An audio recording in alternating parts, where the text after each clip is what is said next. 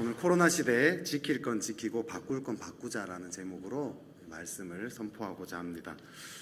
우리 다 알다시피 코로나 처음에 시작될 때만 해도 한 며칠 지나고 아니면 길어봐야 한 달 정도 지나면 끝날 거다라고 생각했는데 생각지도 못하게 계속 장기화가 되고 있습니다.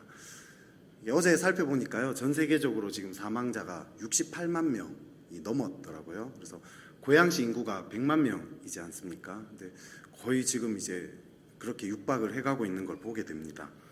모두가 입을 모아서 하는 말이 코로나 이전 시대와 또 코로나 이후 시대는 완전히 달라질 거다라고 얘기합니다. 이 변화는 소소한 변화가 아니라 우리의 삶의 틀 자체가 완전히 바뀌는 이 코페르니쿠스 혁명처럼 될 것이다, 이렇게 이야기하고 있습니다. 이런 엄청난 변화의 소용돌이 속에서 우리는 어떻게, 우리 기독교인들은 좀 어떻게 살아야 할까요?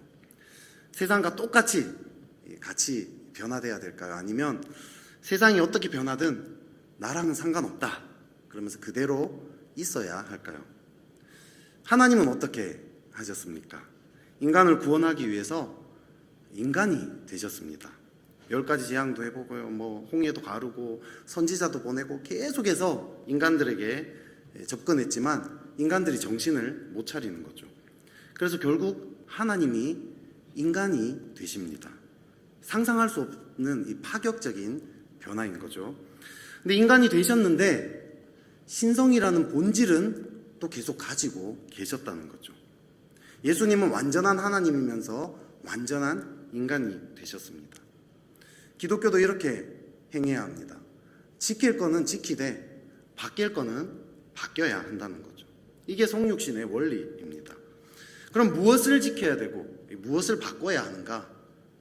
이게 중요한 문제죠. 무엇을 지켜야 되고 무엇을 바꿔야 할지를 잘 파악을 해야 합니다. 한번 우리 따라해 볼까요? 우리 PPT 화면. 네. 본질은 지키고 형태는 바꾸자. 본질적인 것은 지키고 그 본질을 나타내는 형태, 모양, 이런 것들은 바꿔야 한다는 거죠. 근데 문제는 이 본질과 형태를 구분을 못하는 것에 있습니다. 형태를 자꾸 본질이라고 하는 것에 있습니다. 선교사님이 정글에 들어갔습니다. 교회를 세웠어요. 예배를 드립니다. 근데 양복을 입고 넥타이를 메고 설교를 합니다. 시간 지나서 그 정글에 현지인 사역자가 세워져요. 근데 이 현지인 사역자도 양복을 입고 넥타이를 맵니다. 하나님께 가장 좋은 옷을 입고 예배를 드리겠다라는 이 본질을 양복과 넥타이라는 형태로 나타낸 거예요. 그죠? 양복과 넥타이는 형태이기 때문에 환경이 바뀌면 바뀌어야 됩니다. 정글이잖아요. 정글에서 굳이 양복과 넥타이를 멜 필요가 있습니까? 정글에서 제일 좋은 옷 입으면 돼요. 그게 나뭇잎이면 그냥 나뭇잎 입고 예배 드리면 그게 하나님이 받으시는 제일 기뻐하시는 예배가 되겠죠. 근데 양복을 억지로 입으라고 하니까 얼마나 현지인들이 고통을 당하겠습니까? 양복 구하기도 쉽지 않고 입으면 너무 불편하니까 난 사역자 안 할래. 사역자가 안 세워질 수도 있습니다. 본질과 형태를 구분을 못 해가지고 바꾸어야 할 것들을 바꾸지 못할 때 어려움이 발생하는 거죠. 근데 양복 같은 거는 좀 사소한 문제입니다. 더 심각한 일이 발생할 수도 있습니다. 또 PPT 한번 보여주시겠어요? 여기가 어디죠? 캄보디아의 앙코르와트입니다. 아마 여기 또 가보신 분들 많이 계실 거라 생각합니다. 저는 못 가봤어요. 근데 가보신 분들이 다들 이 앙코르와트 엄청나다, 대단하다, 그냥 가면 입이 떡 벌어진다고 하더라고요. 걸어서는 다 돌아볼 수도 없다고 합니다. 이 캄보디아 앙코르와트는요, 이 802년에 건국이 돼서 600년이 넘게 지속된 왕국입니다. 전성기 시절에는 저기 몇만 명이 살았는지 아십니까? 100만 명이 넘게 살았답니다. 여러분, 10세기 무렵에 100만 명. 이건요, 전무후무한 도시입니다. 역사적으로도 이런 도시가 없었다는 거죠. 심지어 그 당시 전 세계를 장악했던 몽골도 앙코르와트는 못 건드렸대요. 베트남, 인도네시아, 미얀마 다 침공해도 여기는 못 건드렸다고 합니다. 그런데 이 앙코르와트가 망하게 됩니다. 그 이유가 무엇일까요? 학자들이 연구한 결과 기후변화 때문이라고 이야기합니다. 기후변화 때문에 물 공급이 어려워진 거죠. 100만 명의 인구를 감당하려면 이 수도 시설이 잘 뒷받침돼야 됩니다. 근데 2월에 비가 오던 것이 이 기후 변화로 3월에 비가 오고 4월에 비가 오기 시작하는 거죠. 점점점 바뀌었어요. 그럼 어떻게 해야 되죠? 수도 시스템을, 물 개방 시스템을 2월에 개방하던 걸 3월에 개방하고 4월에 개방을 이렇게 바꾸면 돼요. 근데 이 시스템은 그대로 두고 다른 행동을 합니다. PPT. 네. 제 얼굴을 보여주지 마시고, 네. 이 다른 행동을 하는데요. 어떤 행동을 하냐면 이런 행동을 했답니다. 이건 이제 앙코르와트 사진은 아닌데요. 기우제를 드린 거예요. 시스템을 바꾸면 되는데 환경이 바뀌기를 기대하는 거죠. 본질은 무엇입니까? 물을 잘 공급하는 거예요. 물을 잘 공급하기 위해서 수도시설을 2월에 맞췄어요. 이건 형태예요. 근데 수도시설을 2월에 맞춘 것 자체를 본질로 착각하는 거죠. 그래서 앙코르와트는 망했습니다. 사실 변하지 않아도요, 당장 몇 년간은 크게 어렵지는 않습니다. 환경이 뭐 하루아침에 바뀝니까? 서서히 변하잖아요. 견딜만 해요, 처음에는. 근데 서서히 사람들이 떠나가고요, 결국은 망합니다. 그 전무후무했던 그 도시가 망해버렸습니다. 현재 한국교회가 기울었다라는 거 누구나 다 압니다.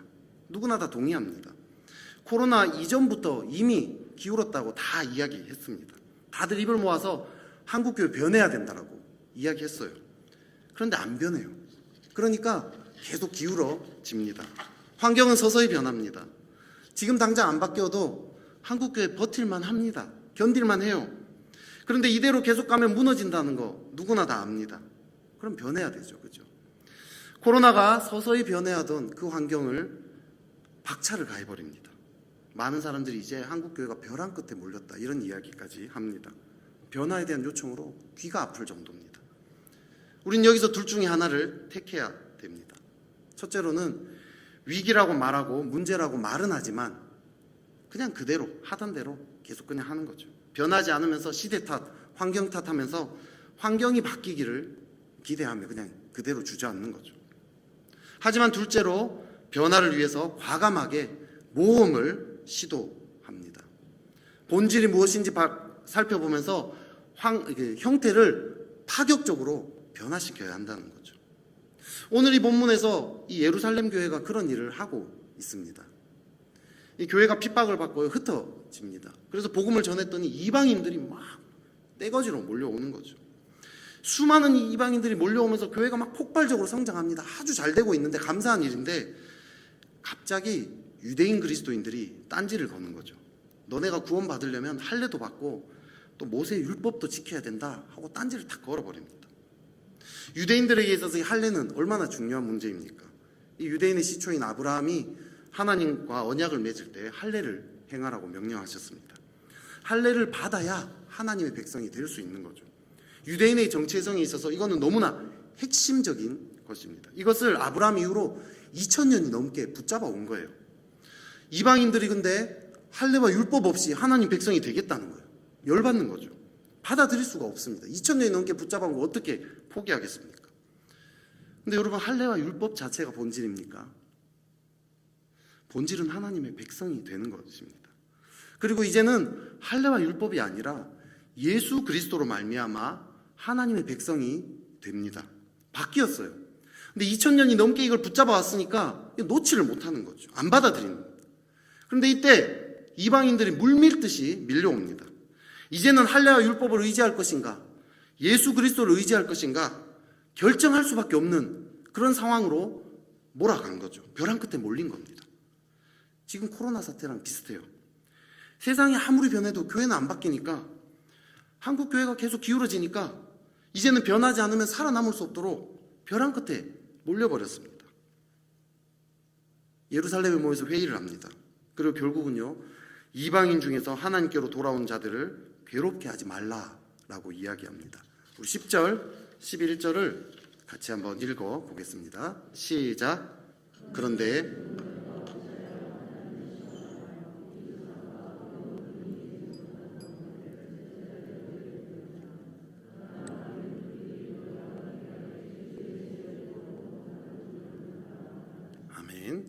이방인들에게 더 이상 할례와 율법의 멍에를 지우지 말라고 합니다. 변화를 받아들이라는 드리기 시작합니다. 2000년이 넘게 고수했던 할례와 율법을 포기하는 거죠.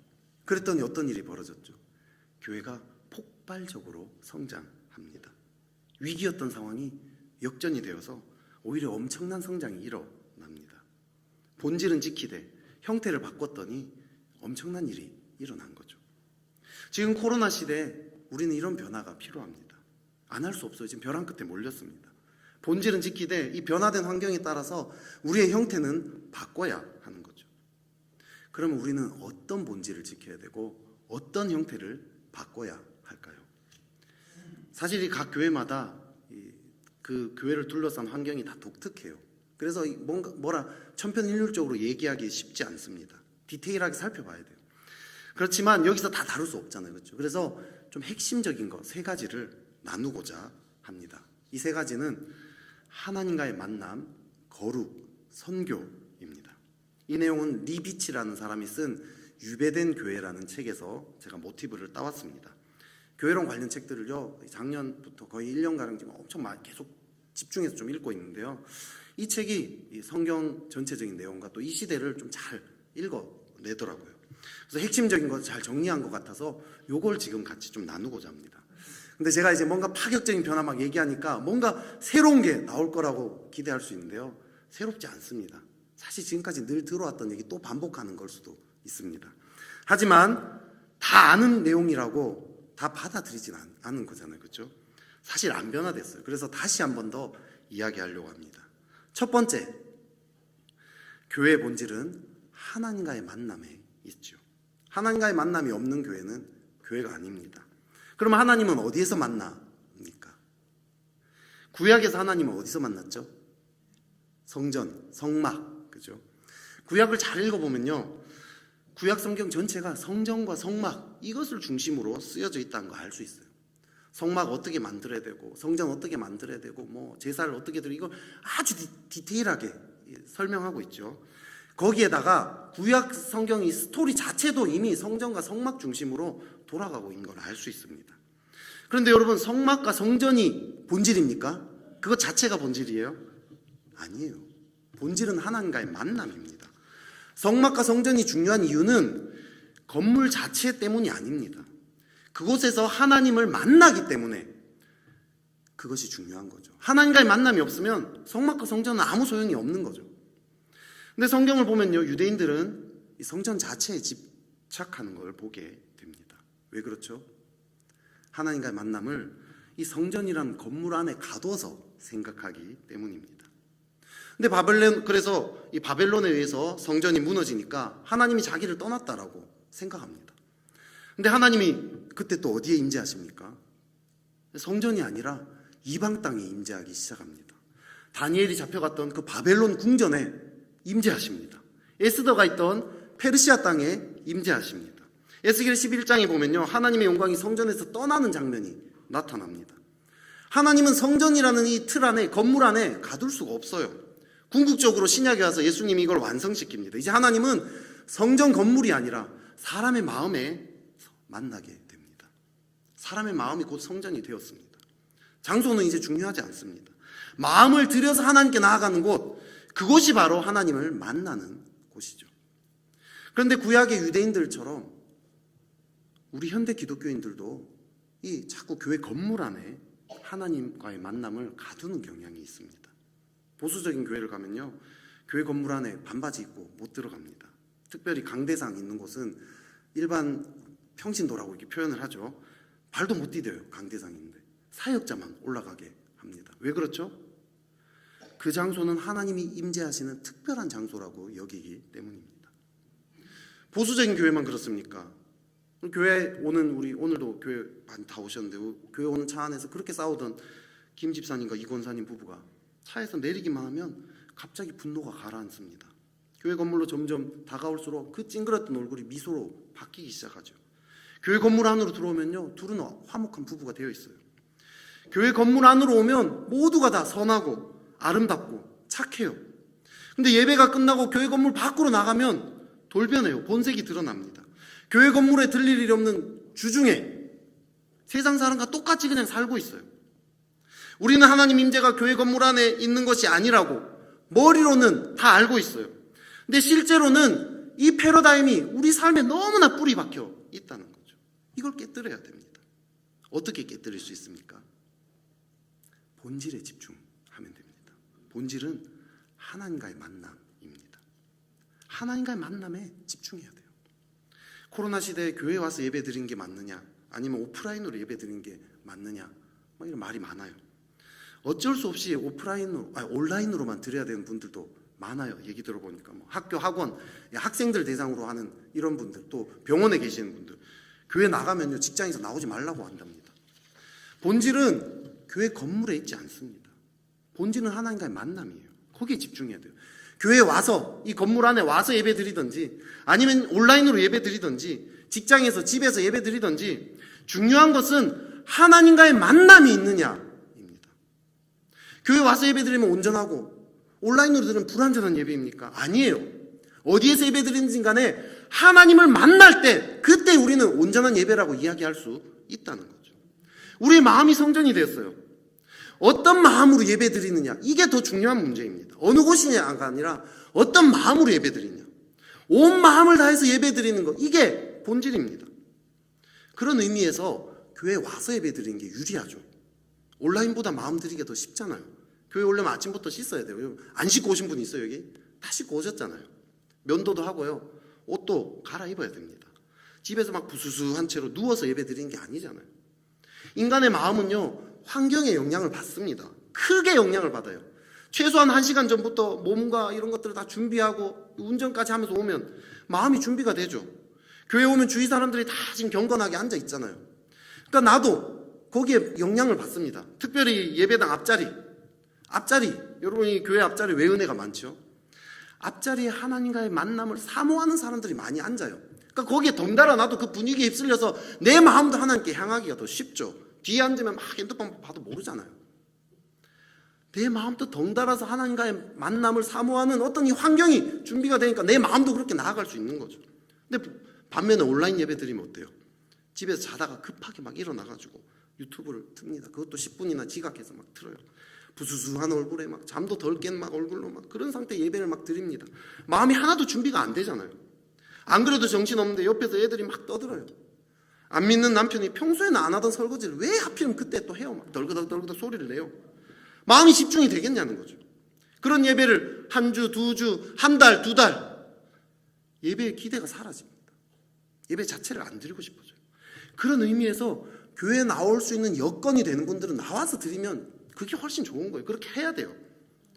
하지만 교회에서 예배 드린다고 그것 자체가 또 하나님과의 만남을 보장합니까? 교회 나오지만 형식적으로 어쩔 수 없이 나와서 드리는 분도 많아요. 마음 하나도 안 드리고 계속 졸기만 하다가 목사님 오늘 또 길게 할 것 같은 느낌이 드는데 막 짜증 속으로 막. 지난번에 제가 얘기했죠. 예배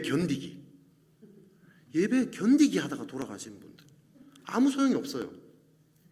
하지만 집에서 온라인으로 예배를 드려도 정말 일찍부터 씻고 마음을 다 준비하면서 복장도 다 갖추고, 그리고 정말 예배 시작되기 전부터 홀로 기도로 마음을 계속 하나님께 드리면서 준비하면서, 그렇게 마음을 하나님께 드리면 하나님과의 친밀한 만남 가운데 들어갈 수 있지 않겠습니까? 지금 예배를 드리면서 여러분 생생한 하나님과의 만남이 있으세요? 지금 이 자리에 계신 분, 그리고 온라인으로 들으시는 분들, 하나님께 마음을 깨뜨려서 지금 나아가고 있으십니까? 그게 본질이에요. 그게 본질.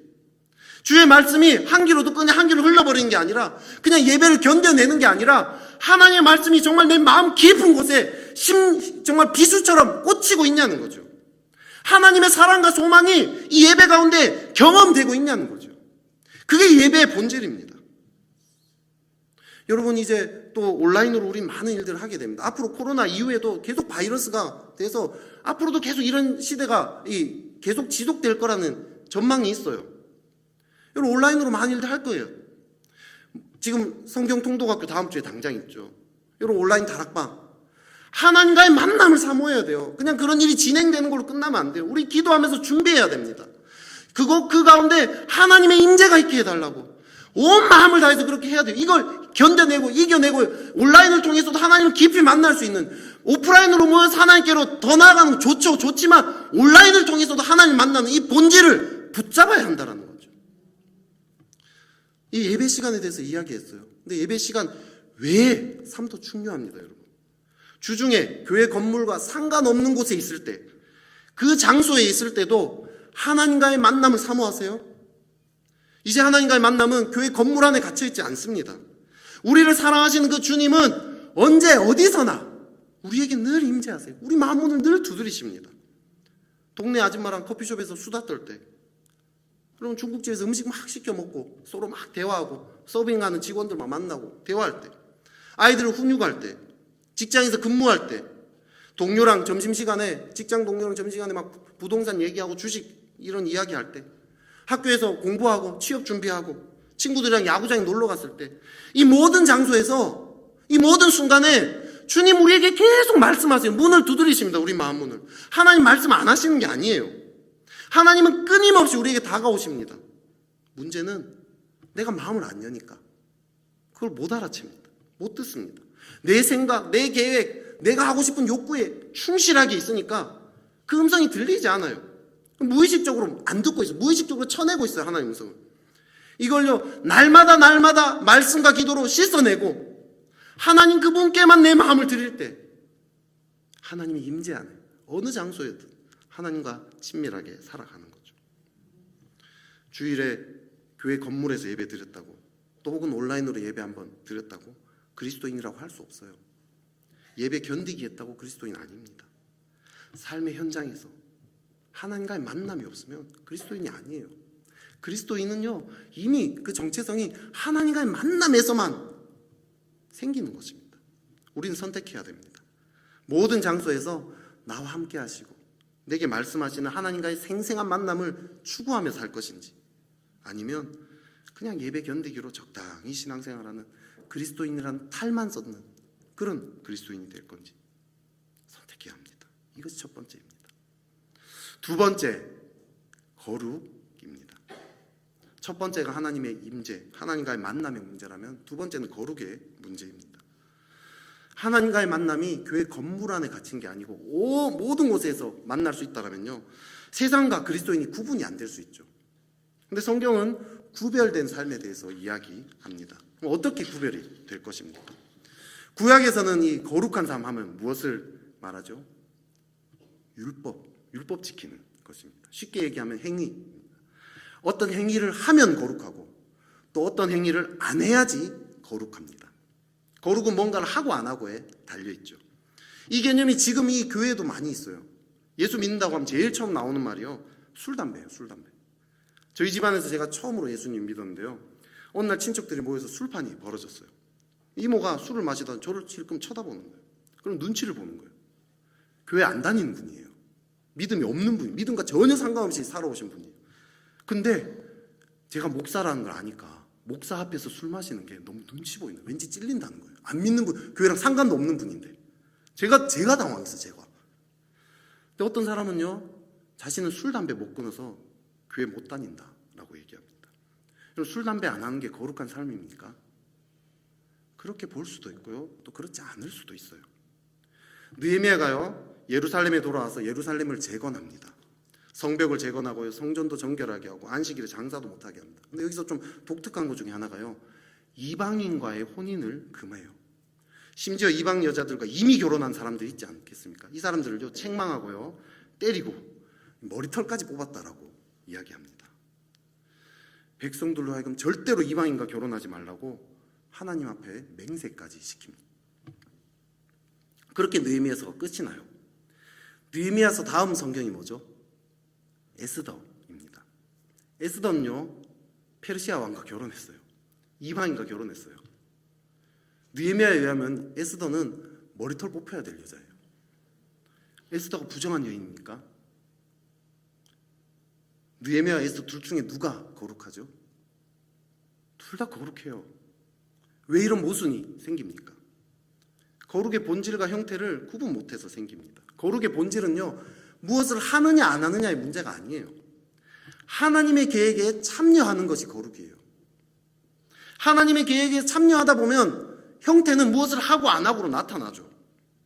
느헤미야는요, 이스라엘을 재건하고자 하는 하나님의 계획에 참여했어요. 그것이 나타난 형태가 이방인과의 혼인을 금하는 것, 그 상황에서는 그렇게 해야 되기 때문에 그렇게 한 거예요. 에스더는요, 하만이 유대인들을 다 죽이려고 하는 것을 막는 그 하나님의 계획에 참여했습니다. 그러기 위해서 이방인인 페르시아 왕과 결혼한 상태여야 하는 거죠. 고린도전서에 보면요, 바울이 우상 숭배에 바쳐졌던 음식을 먹어야 되는가 말아야 되는가 이것 때문에 막 논쟁이 있을 때 이렇게 대답합니다. 우리 PPT 같이 읽겠습니다. 시작.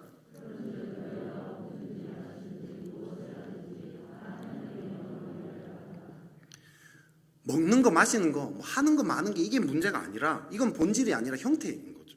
본질은 하나님의 영광입니다. 하나님의 영광을 위해서 적극적으로 살아가는 거, 이게 거룩인 거예요.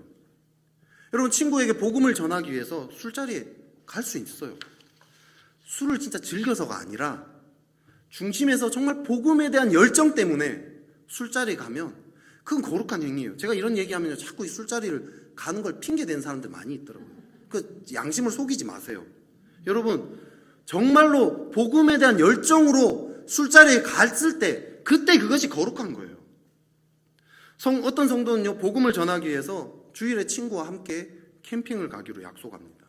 오랜 기도와 고민 끝에 친구의 그 구원을 위해서 결단을 해요. 동역자들한테 이렇게 얘기합니다. 3주 후에 제가 예배를 못 나옵니다. 친구에게 복음을 전하기 위해서 캠핑을 함께 가기로 했어요. 그 친구에게 복음이 전해지고 그 친구가 마음을 활짝 열 수 있도록 기도해 주세요. 제발 기도해 주세요. 이 사람은요, 주일 성수 못 지켜요. 3주 후에. 하지만 거룩한 삶입니다. 거룩은요, 뭔가를 안 하는 거 아니에요.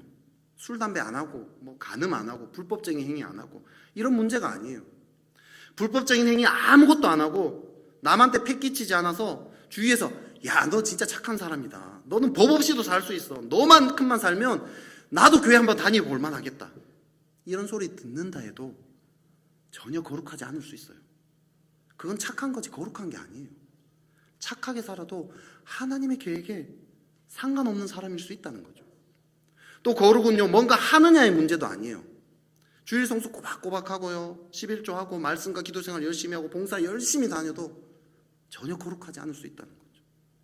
사실 많은 그리스도인들이 이렇게 삽니다. 저 사람은 진짜 그리스도인이라 해서 만나보면요, 그냥 착한 사람이에요.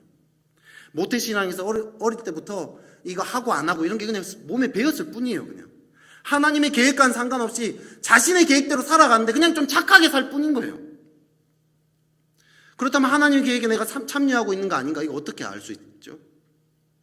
내 삶에 하나님의 꿈이 있느냐, 그리고 그 꿈을 위해서 내 삶을 헌신하고 있느냐, 그걸 보면 알 수 있습니다. 느헤미야는요, 이스라엘을 재건하는 꿈이 있을 거예요. 거기에 자신의 삶을 들였습니다. 에스더는 유대인들을 보호하고자 하는 그 하나님의 꿈을 가졌고 그 꿈을 위해서 죽으면 죽으리이다, 목숨까지 내던졌어요. 여러분 마음에 하나님의 꿈이 있습니까? 그 꿈을 이루기 위해서 열정적으로 지금 살고 있습니까? 꿈은 잃어버린 채 그냥 형식적인 신앙생활만 겨우 유지하고 있는 건 아닙니까? 나쁜 짓 안 하고 착하게 살죠. 주일 성수도 하고 헌금도 하고 봉사도 합니다. 하지만 내 삶에 하나님의 꿈이 없고 하나님의 비전, 하나님의 계획을 모르고 내 계획과 내 만족만을 위해서 살아가고 있다면, 내 만족은 그냥 넷플릭스, 드라마, 맛집, 교촌치킨, 허니콤보 막 이런 걸로 내 마음을 달래고 있으면 세상 사람과 똑같은 거죠. 전혀 구별되지 않은 삶이라는 것입니다. 거룩의 행위와 상관없다고 하니까 사람들이 막 아무 행위나 막 하고 살아도 된다고 이렇게 또 핑계대는 분이 있더라고요. 술자리에 막 술 마시러 다녀도 되고 주일 예배 막 빠져도 된다는, 자유하긴 자유한데 진짜 더럽게 자유한 막 이런 사람들이 있어요. 아니에요. 하나님의 꿈을 가지고 그 꿈을 이루기 위해서 열정적으로 살아가는 사람은요, 술, 담배 이런 거 당연히 안 해요. 주일 성수 당연히 지킵니다. 더 높은 기준의 삶을 살아가요. 행위는 저절로 본질을 추구하면요, 행위는 저절로 형태는 저절로 따라오게 돼 있습니다. 느헤미야는요, 이스라엘의 재건을 위해서 자신의 재산을 다 바쳐요. 막 보면 이방인과 결혼한 사람을 때리고 꾸짖고 머리털까지 뽑습니다. 여러분 그렇게 할 수 있겠어요? 다른 사람, 가만히 있는 사람 머리털 뽑을 수 있겠어요? 여러분, 에스더는요, 죽으면 죽으리이다, 목숨까지 겁니다.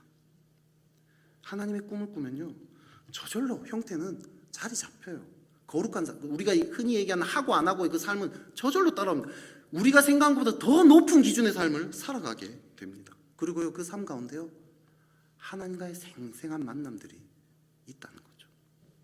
세상에서 지금 교회가 미운털이 박혔어요. 꼬장꼬장하대요, 교인들은. 왜 그렇죠? 하고 안 하고로 자꾸 다른 사람들을 재단한다는 거죠. 세상 보기에는 별 쓸데없는 거 가지고 자꾸 이렇게 시비를 건다는 거죠. 꼰대도 이런 꼰대가 없답니다. 거룩의 개념이 잘못됐어요. 본질을 회복해야 합니다.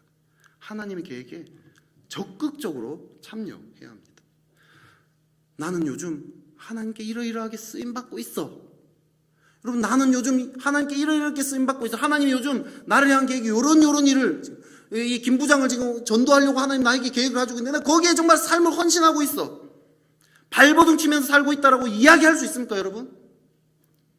그러니까 하나님 임재가 늘 생생할 수밖에 없지 않겠어요? 하나님과 친밀한 교제 가운데 나 살아가고 있다라고 이야기할 수 있습니까? 그렇게 하지 않으면 뭔가 안 하고 착하게 살고 또 뭔가 하는 모든 걸 주일 성수하리 다 해도 그리스도인이 아닐 수 있는 거예요. 마지막으로 세 번째, 선교입니다. 하나님께 복음을 전하는 일입니다. 하나님의 임재를 성전이라는 건물 안에 가두면 어떻게 됩니까? 사람들을 성전 건물 안으로 데리고 와야 돼요. 그죠? 솔로몬 시대에 수많은 이방인들이 성전으로 몰려들였습니다. 그때는 그랬죠. 근데 이제 하나님 임재는 성전 안에 갇히지 않아요. 그래서 어느 곳에나 임재합니다. 그래서 예수님은 너희는 가서 모든 민족을 제자로 삼아라고 했어요. 가라고 했어요. 가라고. 오라고 하지 않고 가라고 합니다. 사도행전 1장 8절에는 이렇게 얘기합니다. 우리 같이 한번 읽어보겠습니다. 시작.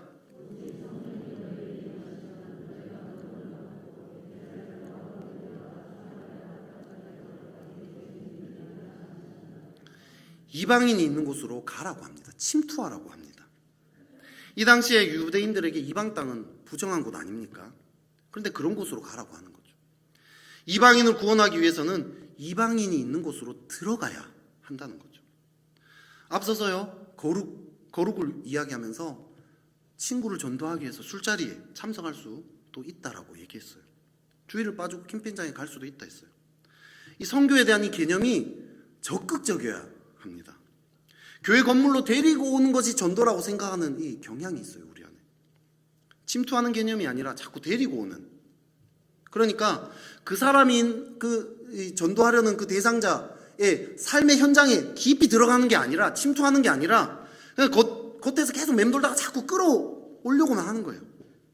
이 사람의 삶에 깊이 공감은 안 하면서 자꾸 끌고만 오려고 하니까 이 사람이 어떻게 느끼겠어요? 폭력적으로 느끼는 거죠. 그 사람의 삶의 현장에 깊이 들어가려면요, 좀 지저분한 곳에 들어가야 돼요. 이방인 땅에 들어가야 돼요.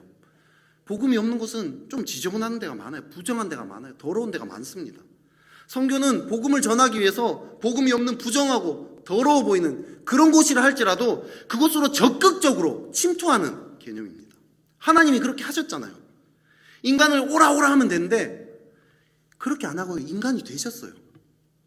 그 죄로 뒤범벅이 된 그 세상 가운데 침투하셨고요. 심지어 본인이 죄가 되셨어요. 십자가에서. 이게 선교입니다. 침투하는 것입니다. 이 선교는요, 하나님과의 만남, 그리고 이 거룩, 이거를 완성시키는 일입니다. 김 부장에게 복음을 전하기 위해서 술자리에 참석합니다. 술자리는 싫어요. 하지만 김 부장은 자기 기도 제목이 하나님의 계획이에요.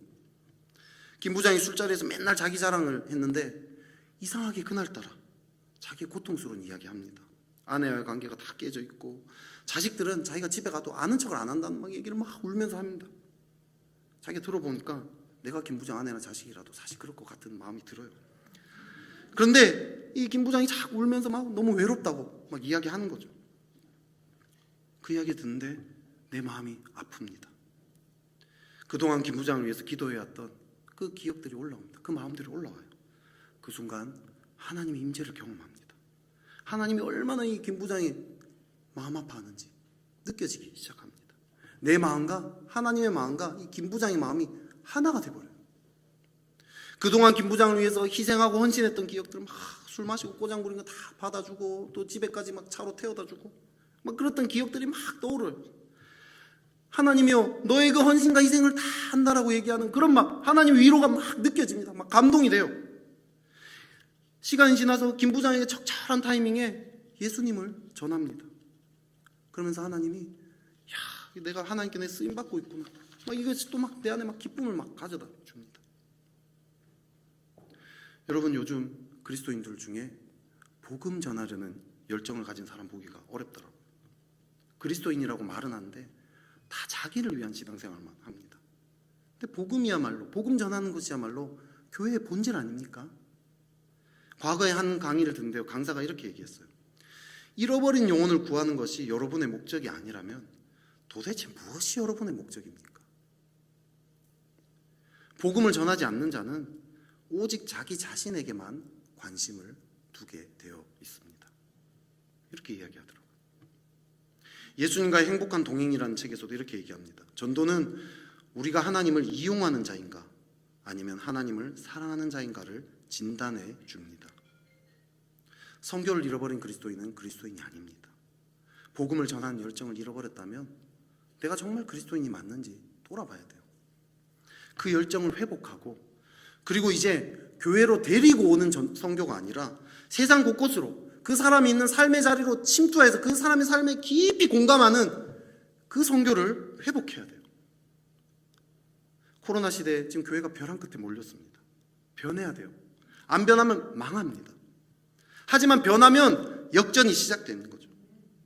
교회 장소를 넘어서서 모든 곳에서 하나님과의 생생한 만남, 예배뿐만 아니라, 예배 자리뿐만 아니라 이 교회 건물을 떠나서 있는 주중의 삶 가운데도 날마다 하나님과의 생생한 만남 가운데 거할 때, 그 감격이 회복될 때, 또 그냥 착하게 사는 것으로 만족하지 않고 하나님의 꿈을 꾸고 그 꿈을 이루기 위해서 그 하나님의 계획에 쓰임받기 위해 달려가고 열정적으로 내 삶을 드릴 때, 그리고 이 복음을 오라오라가 아니라 세상 곳곳으로 그 사람들이 있는 삶의 자리로 내가 깊이 들어가서 희생하고 헌신하며 그 사람들과 공감하기 시작할 때, 그때 교회는 다시 일어서게 될 것입니다.